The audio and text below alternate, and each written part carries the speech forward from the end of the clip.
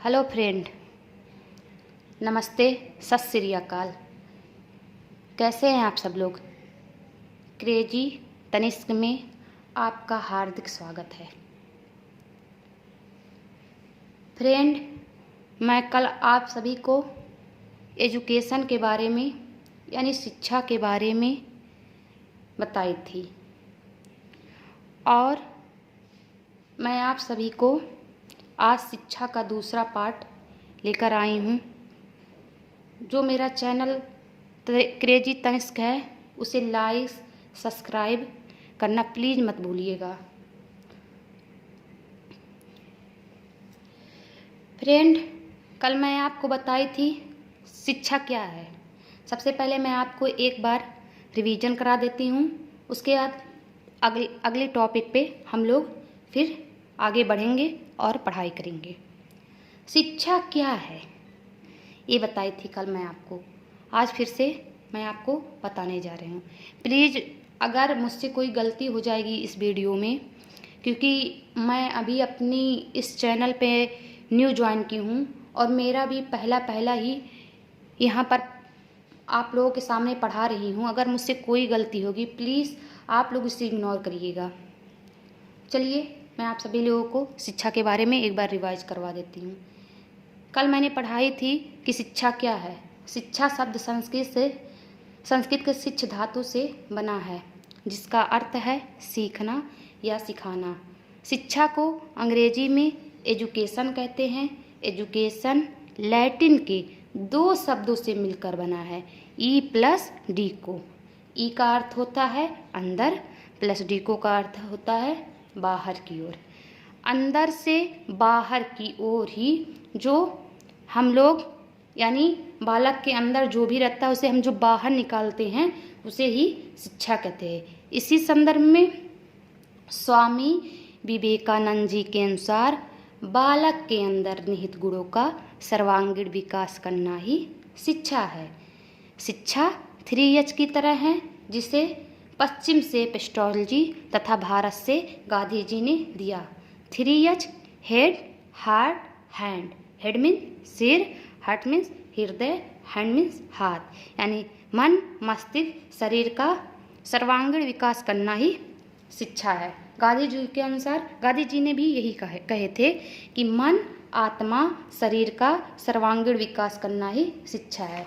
उसके बाद में एक और एच आ जाता है हेल्थ। बाद में हेल्थ, हेड, हार्ट, हैंड से हेल्थ जुड़ जाता है। तो उसके बाद मैं आप लोगों को बताई थी प्राथमिक बच्चों के लिए 3RS लाया गया। 3RS मतलब reading, writing, arithmetic. Reading writing जो है भाषा से संबंधित थे, अर्थमेटिक गणित से संबंधित थे। उसके बाद मैं आप सभी को बताई थी एडम्स के अनुसार यानी शिक्षा एक द्विध्रुवीय प्रक्रिया है। और मैं आपको एक ट्रिक बताई थी A-B यानी A for Adams, B for bipolar. उसके बाद फिर मैं इससे यानी एडम्स के अनुसार ए में बता चुकी थी। उसके बाद फिर मैं आप सभी लोगों को जॉन डीवी के अनुसार बताई थी कि शिक्षा एक त्रिमुखी प्रक्रिया है, जिसे DT द्वारा याद किया जा सकता है। D for DV, T for tripolar. उसके बाद मैं आप सभी लोगों को जॉन डीवी को बताई थी कि 1896 में प्रथम प्रयोगात्मक विद्यालय की स्थापना किए थे। और विलियम वुंट ने जर्मनी के लिप्जिंग शहर में मनोविज्ञान की प्रथम प्रयोगशाला की स्थापना की थी। अगर प्रयोगात्मक विद्यालय की स्थापना पूछेगा तो जॉन डीवी बताइएगा, और अगर पूछेगा कि प्रयोगशाला की स्थापना कब हुई थी तो बता दीजिएगा विलियम वुंट ने किया था जर्मनी के लिप्जिंग शहर में। उसके बाद शिक्षा के दो रूप अर्थ बताई थी, संकुचित, व्यापक। यानी जो हम 4 दीवारी के अंदर शिक्षा प्राप्त करते हैं वो संकुचित होता है, और हमारी जो शिक्षा निरंतर चलती है उसे हम व्यापक शिक्षा कहते हैं। तो चलिए फ्रेंड, मैं आप सभी को इतना पढ़ा चुकी हूँ। अब मैं आपको शिक्षा के अंग के बारे में यानी शिक्षा के कौन से अंग हैं।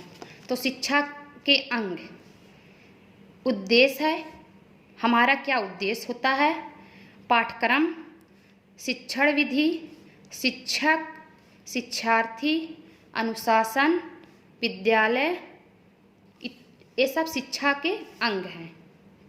शिक्षक और छात्र एक सक्रिय सदस्य होते हैं। हम यानी शिक्षक और छात्र एक सक्रिय सदस्य होते हैं। शिक्षा के प्रकार। औपचारिक शिक्षा। शिक्षा के 3 प्रकार होते हैं मुख्य रूप से। एक औपचारिक शिक्षा, एक अनौपचारिक शिक्षा, एक निरौपचारिक शिक्षक। तो पहले औपचारिक शिक्षा के बारे में मैं आप सभी को बता दे रही हूँ। औपचारिक शिक्षा क्या होता है? औपचारिक शिक्षा क्या होता है? औपचारिक शिक्षा के अंतर्गत वह शिक्षा आता है जिसका संबंध सब कुछ निश्चित होता है। जैसे मैं आपको एग्जाम्पल दे रही हूँ। जैसे जो हमारी विद्यालयी शिक्षा होता है जिससे सब कुछ निश्चित होता है। विद्यालय शिक्षा में क्या, हम लोग जब विद्यालय में जाते हैं तो उसमें हम लोग का समय निश्चित होता है। जैसे हम लोग का कहते हैं first period, second, third, fourth, उसके बाद हमको यहाँ से स्कूल में जाना है और 8 घंटे पढ़नी है, वहाँ से फिर सीधे घर जाना है। वहाँ पर सब कुछ निश्चित होता है। पुस्तकालय में अगर आप जाएंगे तो वहाँ पर भी आपको पुस्तक पढ़ के चले आएंगे। ठीक है। संग्रहालय शिक्षा, कला, विधि, कार्य। औपचारिक शिक्षा में शिक्षा जो होता है, जो टेलीविज़न होते हैं वो ओनली मनोरंजन के लिए किए जाते हैं। हम लोग जो मूवी, जैसे मनोरंजन के लिए जो हम मूवी देखें या कुछ दोगे तो मनोरंजन के अंतर्गत आता है औपचारिक में। ठीक है फ्रेंड, अब हम लोग औपचारिक शिक्षा पढ़ चुके हैं। अब अनौपचारिक शिक्षा के बारे में दूसरा पॉइंट है। ये दूसरा पॉइंट क्या है? अनौपचारिक शिक्षा। इस शिक्षा के अंतर्गत जीवन से संबंधित विभिन्न आदतों, अपने अपने त्योहारों, मानने का ढंग, संस्कृति आदि को शामिल किया जाता है। जैसे परिवार, ठीक है, पास पड़ोस, मित्र मंडली, सिनेमा, समाचार पत्र, रेडियो, टीवी। जैसे होता है अनौपचारिक शिक्षा क्या होता है हमारे जीवन में विभिन्न आते जो हम लोग त्यौहार मनाने का ढंग, यानी हम अपने मन से जो त्यौहार मनाते हैं, अपनी कुछ संस्कृति शामिल करते हैं। जैसे मुस्लिम समाज के लोग की संस्कृति अलग होती है और हिंदू भाई समाज की संस्कृति अलग होती है, सिख भाई समाज की संस्कृति अलग होती है और जो ईसाई लोग होते हैं उनकी संस्कृति अलग होती है। तो सब लोग अपने अपने अनुसार से अपने त्यौहार को मनाते हैं। तो ये जो अनौपचारिक होता है वो परिवार से, यानी हमारे परिवार से संबंधित, इसमें समय का कोई बाउंडेशन है लेकिन होता है अनौपचारिक शिक्षा में। ठीक है, इसमें थोड़ा बहुत रहता है बस। और निरौपचारिक शिक्षा में क्या होता है, हमारा जो निरौपचारिक शिक्षा है, इस शिक्षा में कोई भी निश्चित पाठ्यक्रम नहीं होते।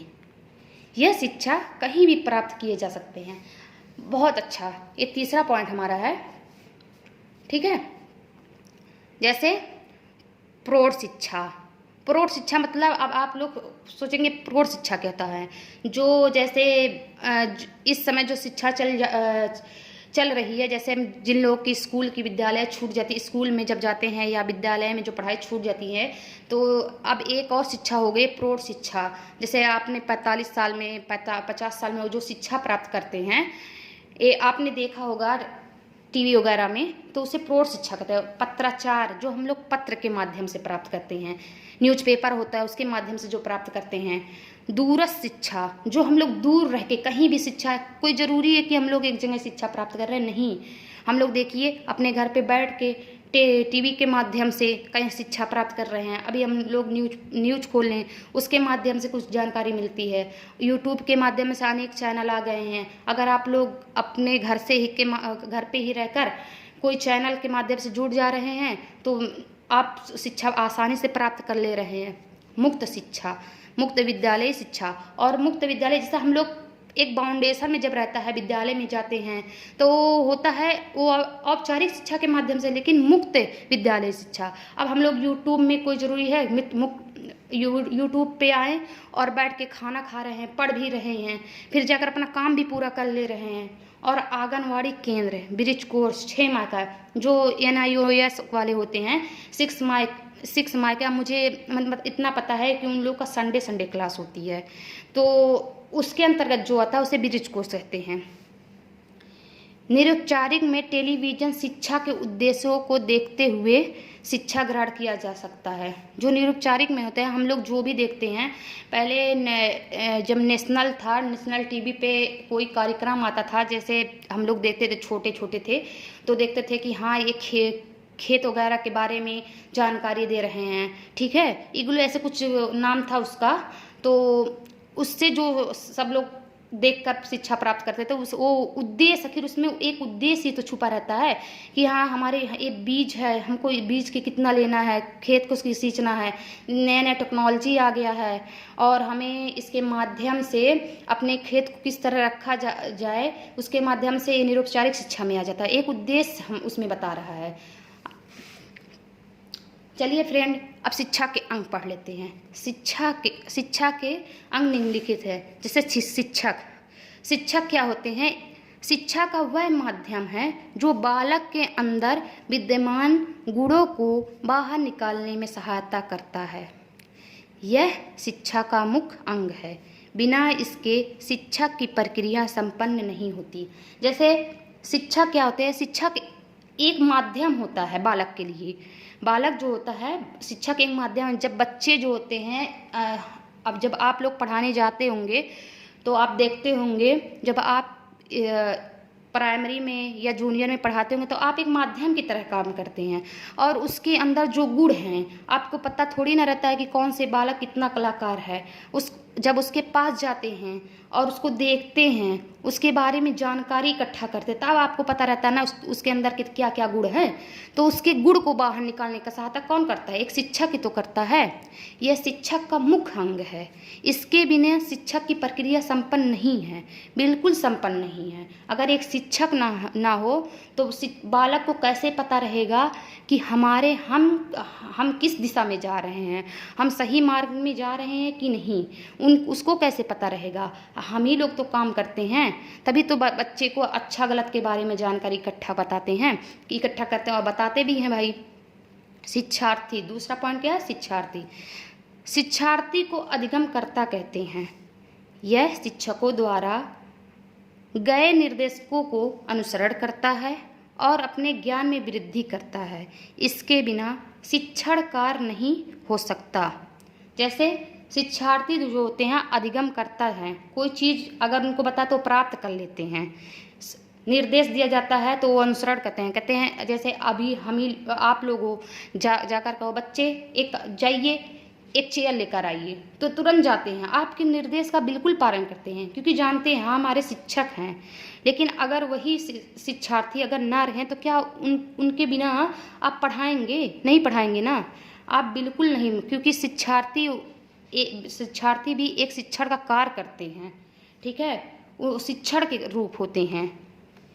एडिसन के अनुसार, कल हम आपको बताए थे, एडिसन के अनुसार शिक्षा दो ध्रुवीय प्रक्रिया है, यानी बाइपोलर होते हैं।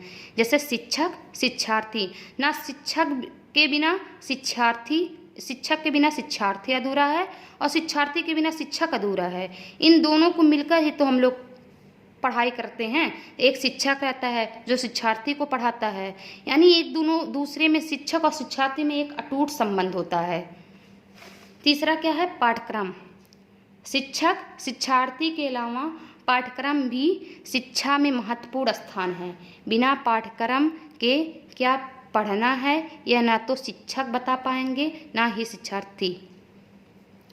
पाठ्यक्रम क्या होता है? जब शिक्षक रहता है, शिक्षार्थी के अलावा पाठ्यक्रम में महत्वपूर्ण स्थान है। जैसे एक शिक्षक जो होता है, बिना पाठ्यक्रम के हम लोग जाते हैं पढ़ाने तो पहले सिलेबस यानी पाठ्यक्रम तैयार करते हैं, देखते हैं कौन कौन सा इसमें पाठ है, क्या क्या हमको पढ़ाना है, कैसे कैसे पढ़ना। और एक शिक्षार्थी जो होते हैं वो भी ये देखते हैं क्या क्या सिलेबस है, किसके अनुसार हमको पढ़ना है, कैसे हमको पढ़ना है। बिना पाठ्यक्रम के दोनों अधूरे हैं। अगर पाठ्यक्रम है तो उन दोनों को नहीं पता रहेगा हमको क्या पढ़ना है, हमको क्या पढ़ाना है।